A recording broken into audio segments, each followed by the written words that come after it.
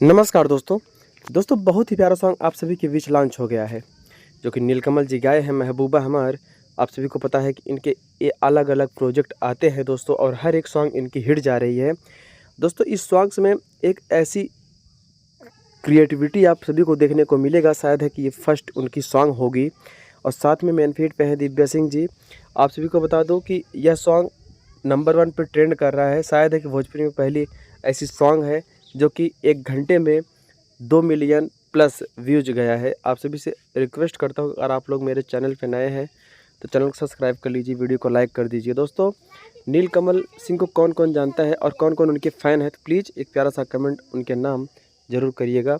और यह सॉन्ग कैसा लगा आप सभी को, एक प्यारा सा कमेंट। दोस्तों टीजर लॉन्च हो गया तो आप लोग फटाफट जाइए और देखिए, और सॉन्ग अगर अच्छा लगे तो इतना ज़्यादा प्यार दीजिए ताकि ये नंबर 1 पे ट्रेंड करे दोस्तों। और अच्छी खासी कम से कम तो 100 मिलियन व्यूज इस पर जाना ही चाहिए। तो लव यू, जय भोजपुरी समाज। दोस्तों एक प्यारा सा कमेंट नीलकमल और दिव्या सिंह जी के नाम।